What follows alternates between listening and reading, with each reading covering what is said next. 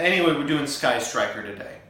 Hey everybody, Joseph Rothschild here, aka MBT, back again with another episode of 10-Minute Testing. For those of you who aren't familiar, last weekend I, along with CMO, commentated the Pro Play Games event in Philadelphia, the VODs of which will be available on YouTube eventually, but are available for PPG Twitch subs right now. It was an incredibly diverse event with 8 different decks in the top 8, but the list I found to be the most interesting is a Sky Striker build by Manuel Medeiros that survived until top 16. Presenting Demise Sky Striker. So here's the list, and even though we've taken a few liberties with the original, wow. This is one of those builds where you can feel your brain expanding as soon as you start looking at it. As always, I'll give you a background about the archetype, a little bit of a discussion about what I hope the deck can do, and of course, the card by card. So firstly, for those of you that don't know, Sky Striker is an archetype that has benevolently dominated the metagame for the past 18 months. While most people, except for me, please do not look up my day one lists, correctly identified this archetype as a format warping threat, they did so with the knowledge that the extremely powerful cards integral to the strategy, Drones, Multi-Roll, and Kagari, were at 3 and would remain at 3 for the duration of the deck's playability. That hasn't been the case. Every list, frightened by another format of a striker supermajority, Konami has paired the slaughter of whatever degenerate FTK nonsense the player base has dreamed up this month with a respectful tap on the head of striker. Yu-Gi-Oh! Players being Yu-Gi-Oh! Players, this immediately cues a chorus of naysayers to chant "Striker is dead" until a dozen or so deck builders prove them wrong. Such has been the circle of Striker, and such it will be until Engage is banned. This list may represent the next stage in Engage's evolution. While strikers always excelled at resource accumulation, they've previously been able to do so on the back of their massively overpowered monster of a continuous spell, Multi-Roll. This card, at the end of the turn, resets striker spells from your graveyard equal to the number that you've activated over the course of the turn. You know, like the famously completely fair Spellbook of Judgment. Post-ban list, however, the deck's been forced to make do with a single copy of the powerful +3, and now that the deck dies to a solitary Ghost Ogre, a well-timed Twin Twister, or even something as mediocre as Mystical Space Typhoon, people have begun to set their sights on dethroning Striker. This list makes up for the lack of +3s by supplementing the Striker spells with +2s, Cards of Demise. This way, you can spend your first few turns popping off as hard as you like with no thought given to your resources, nor respect for your opponents, then windmill slam a card and draw 3 engages just when your opponent expects to close the door on your debauchery. Note that you're more than capable of normal summoning Ray and passing, only to tag into a Kagari as soon as your opponent begins their turn, and you can kind of see what propelled this deck to prosperity at PPG Philly. So with that, let's get into the card by card. Firstly, our monsters. Ray. We miss out on hand traps, but there's always Infip to fall back on. Next are our striker spells: 3 Engage, 3 Area 0, 3 Widow Anchor, 1 Jamming Waves, 1 Multi-Roll, 1 Drones, 1 Shark Cannon, 1 Afterburners, 1 Eagle Booster, and 1 Hercules Base. After that are 3 Card of Demise, 2 Foolish Burial Goods, a couple of cards we never want to draw, Metal Foes Fusion and Double or Nothing, and a couple of cards that should probably be banned: Reinforcement of the Army, Upstart, Mystic Mine, and Terraforming. For traps, we're on 1 Metaverse, 3 Impermanence, 3 Solemn Strike, and 3 Solemn Judgment. In the extra, we've got an intensely cheesy Utopia package, 3 Hayate, 2 Kana, 1 Kagari, 3 Shizuku, Nightmare's Phoenix and Unicorn, Hita, and Bomber. So with that, let's jump into the games. Our first match is up against Dragonmaid, and begun the waifu wars have. We're going second, so let's see how far our opponent can get.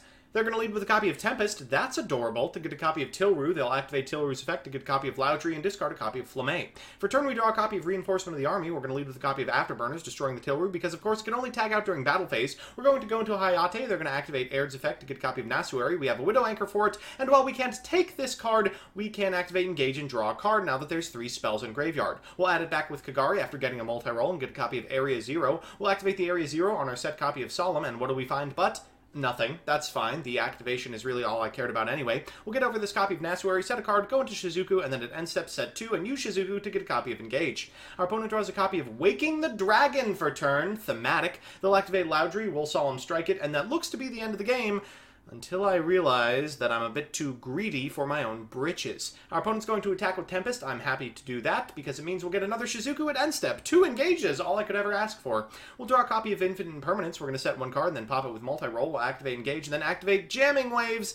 Destroying, Awaking the Dragon. Okay, now we're going to have to figure out how we're going to out Ultimate Falcon. Well, we're not playing Utopia Double for nothing, are we? We're going to activate Engage a couple of times and pass it back to our opponent. We have to survive this turn, but I think it's likely we do so. They're going to activate the effect of Fluss to shuffle back our copy of Ray. That's actually good for us, I think, and then they'll pass it back to us. For turn we draw a copy of Area 0. We'll activate multi-roll on our Area 0 to get a copy of Ray from deck, and then normal summon a second one. We'll activate Infinite Impermanence, and then I can't remember how Infinite Impermanence works if the monster isn't affected, so I destroy my own card for good measure so we don't accidentally negate our own double for nothing. We're going to go ahead and activate that and attack in for 6,500 points of damage. We're going to activate Engage, and oh yeah, okay, so that's how the column works. It does still activate. We'll use the effect of multi-roll at end step to set one additional card. Our opponents found a Solemn Judgment. They're going to set that and special summon this Tempest back. We're going to go ahead and activate Area 0's effect. Finding nothing. Okay, we do need to clear that EMZ. We'll go ahead and do it with multi-roll. We'll normal summon a copy of Ray. They'll Solemn Judgment, but we have a Solemn Judgment of our own, and this is going to be the end of the game. We can now link summon a copy of Hayate and get in for lethal. Our second match is up against Marincess Sky Striker, and this is a very unique take on the deck. I suppose big minuses like Signet Mining matter a lot less when you have Engage in your hand. Let's see how far our opponents can get. They're going to lead with a copy of Signet Mining, sending a copy of Seahorse to the graveyard to get Blue Tang. They'll then activate Engage for drones. They'll activate drones to get a token, go into Kagari, and then link summon a Shizuku. Wait, is Shizuku a water? That is so cute. Okay, I understand now. They're then going to go into a copy of Coral Anemone. They'll find off the top, ooh, wow, an actual Marincess, before special summoning a Seahorse back and link summoning a Sea Angel. I figure they probably have an Eagle booster in their hand, or else they'd fire off this copy of Engage pre-summon, so I'll go ahead and negate this copy of Sea Angel, one of the very few cards we actually can. It turns out we can likely beat any hand that doesn't include Battle Ocean anyway, so I'm pretty happy about this end board. For turn we draw a copy of Terraforming, which is just what we need to unlock our hand. We're going to go ahead and activate Area 0 on the set card, and ho-ho! Sometimes the Yu-Gi-Oh! Gods are stacked in your favor. We're going to activate the Engage to get a copy of Multi-Roll. We'll normal summon a copy of Ray to go into Kagari, use Kagari's effect to add this Engage back, then activate it again. Then we'll activate this Multi-Roll on the set card. Our opponent's going to activate Eagle Booster, and we'll activate Widow Anchor. Thank goodness we sniffed that one out. We'll then go into a copy of Hayate, get in for 1,500, alongside a 2,500 point swing, and I don't know how much Striker stuff they're on, but I do hate Multi-Roll with a fiery passion. We're going to set a couple of cards and pass it back to our opponent. They're going to lead by normal summoning a copy of Blue Tang. Gosh, this card is powerful. Before going into Blue Slug, they'll activate the Grave Effect of Blue Tang and find Battle Ocean off the top! All that preparation for nothing. Okay, afterwards they're going to activate the effect of Seahorse to special the Blue Tang and go into Coral Anemone. They'll activate Battle Ocean before link summoning a copy of Marbled Rock, but we do in fact have the removal in Widow Anchor. We'll go ahead and take that sucker. They don't equip anything, and they'll pass it back. For turn we draw a copy of Card of Demise. We're going to go ahead and activate Afterburners and clear our opponent's board. Afterwards going to try and clear our own and succeed, although I think I would have preferred to find something, knowing there's an Ash in our opponent's hand.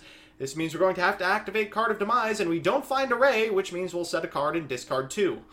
Not very exciting in that particular instance. Our opponent's going to activate an Area 0 of their own and find it Engage. God, so strong. They'll go ahead and get a copy of Eagle Booster. They'll then activate Twin Twisters. They rip off the top before normal summoning a Blue Tang, realizing they don't have enough Link monsters in their extra deck and passing it back. This should be the end of the game. We're going to activate another Card of Demise, and this time we do find Ray. We'll pass it back to our opponent. Then we'll activate Ray's effect to go into Shizuku.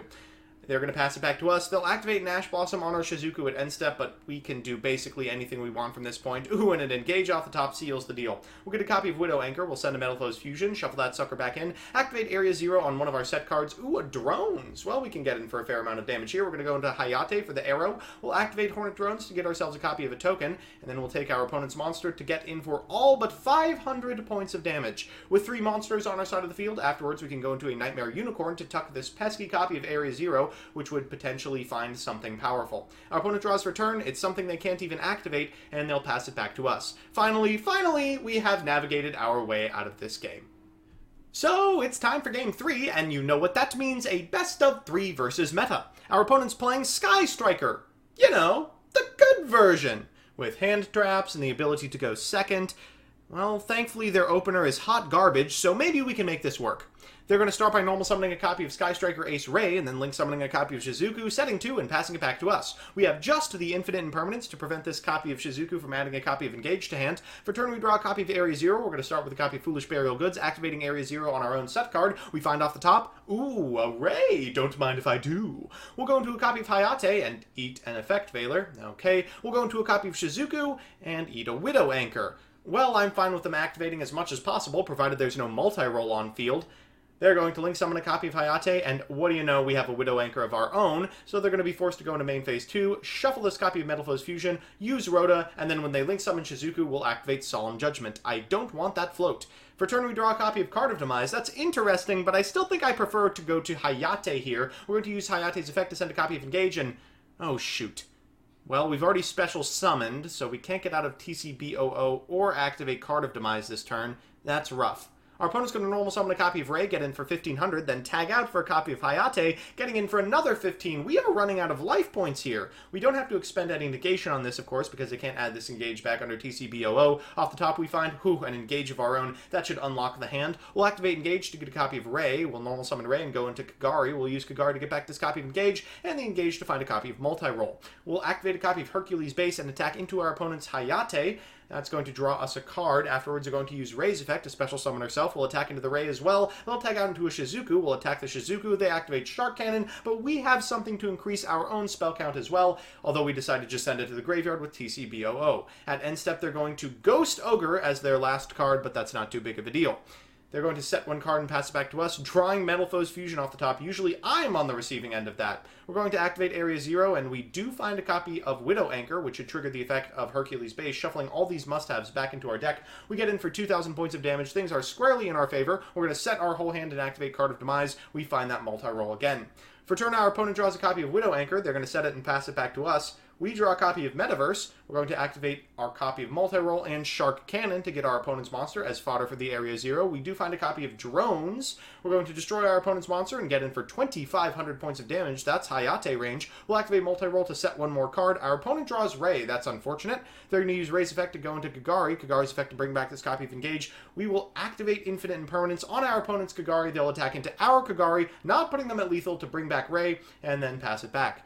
For turn, we draw a copy of Infinite Impermanence. We're going to activate Multi-Roll on our own card, Widow Anchor our opponent's monster, attack directly. They Widow Anchor, taking ours. Will activate Rei's effect, but because it's negated, we get nothing. We'll go into Hayate because that's what we want to keep when we get back our monster from TCBOO. They draw into an Infinite Impermanence and finally concede. Alright, so it's time for game 2, and wow, our opponent's hand is miserable once again! 2 Mystical Space Typhoons! By contrast, our hand is loaded. Our opponent doesn't even have access to Rei. They're going to set 3 cards and pass it back to us, hoping that we don't blow them out of the water. We intend to do just that. We're going to start with a copy of Upstart Goblin, finding a second Engage. We'll Engage number 1, activate the effect of Multi-Roll. They have a Ghost Ogre. No big deal. We can fight through it. We'll activate the second Engage. They'll Ash Blossom. Okay. We'll go into a Kagari, activate Kagari's effect, and...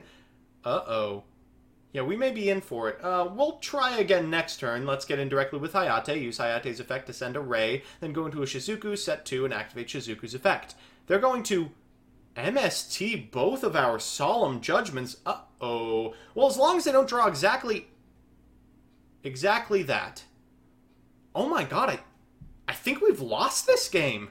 They're going to go into a Kagari, get back this copy of Engage. They'll activate Engage to get a copy of Shark Cannon before going into Shizuku, setting 1 card, and activating Shizuku. That's a weird get. Shark Cannon, I wonder why they did that. We'll activate Area 0, targeting our set card. Off the top, we find a copy of Rei. That doesn't do a whole lot, but it does allow us to draw a card off of Metal Foes Fusion. We'll go into Hayate, attack directly, send a copy of Area 0, and then go into another Shizuku, hoping for the best. At end step, we'll activate that. They'll activate Shark Cannon. Oh my goodness. Well, that explains it. They're going to use our Kagari to add back a copy of Engage to hand. For turn, they draw a copy of Infinite Impermanence. They'll Area 0, our former Kagari, and find another Engage, and okay, I've seen enough. Alright, so it's time for that all-important Game 3, and wow, while our opponent is definitely a much better player than we are, we've really made up the differential by just drawing better. Look at this opener. We're going to lead with a copy of Area 0, targeting our own Metal Foes Fusion. Off the top, we find an Engage! Well, if you insist! We're then going to activate Reinforcement of the Army for a Rei. We'll activate Engage for a copy of Multi-Roll. We'll activate Multi-Roll, go into a copy of Kagari, use Kagari's effect to bring back this Engage. We'll activate Engage to get a copy of Widow Anchor, activate Metal Foes Fusion to find a copy of Infinite Impermanence, set 3, activate Multi-Roll, activate Shizuku, and wish our opponent good luck. For turn, they draw a copy of Eagle Booster. They'll activate Terraforming. They'll activate Area 0, targeting their set card. They find off the top, shoot, an Engage of their own.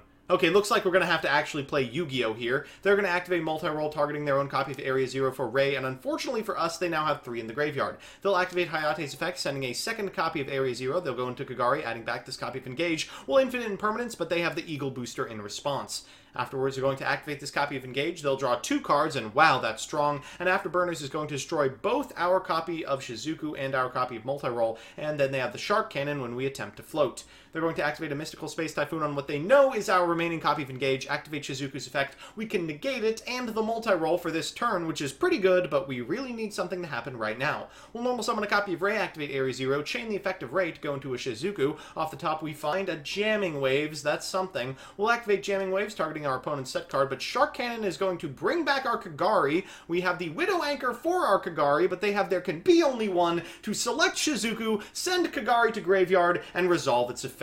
That's frustrating. Well, Afterburners our opponent's monster, so this multi-roll gets off the field. Set 1 card, activate Shizuku, and they'll activate a Shizuku of their own. 500 attack. That's pretty bad. We're staring down double Engage at this point. Things have kind of gotten out of hand. They're going to activate Jamming Waves. They're going to activate Engage. They're going to activate Engage. They're going to activate Engage. Oh my god. They're going to activate Hercules Base on our 100 attack Shizuku. Drawing a card. We're going to activate Ray, bring it back, I suppose, and go into Kana so we're not dead. It's something, and it's a monster we can equip Hercules Base to at the very least. We'll do just that and then attempt to activate Area 0, but our opponent will take the Kana with Widow Anchor and then select to send it to graveyard so the Hercules base doesn't trigger. We do have Card of Demise, which is basically the last good remaining card in our deck at this point, but things are still looking grim. Our opponent's going to pass it back to us. Of course, they can't attack directly while this Hercules base is equipped. We're going to activate Area 0 and find a Widow Anchor. It's something. We'll activate Card of Demise, but they have the Ash Blossom off the top. We'll activate Metalfoes Fusion, activate Upstart Goblin, and Metaverse, you say? Then he got an idea. An awful idea. MBT got a wonderful, awful idea. I know just what I'll do. MBT laughed with a whine. I'll make my opponent deck out to Mystic Mine. All we must beat is MST, the old Yugi tuber hissed. If we chain Solemn Judgment, our opponent will be pissed.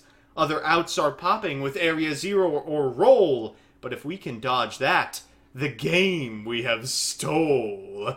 Our opponent's going to normal summon a copy of Ray, and the chips are down. We're going to Widow Anchor our opponent's monster and force them to attack into it. We now have to pull the trigger, and a Card of Demise is just what we need. It's Ash Bait numero uno, and welcome to the mines! So our opponent's got 11 cards left in deck. We know 2 of those are likely MST's maximum, and truth be told, the Area Zeros to pop their own monsters probably won't fire with that few cards in deck.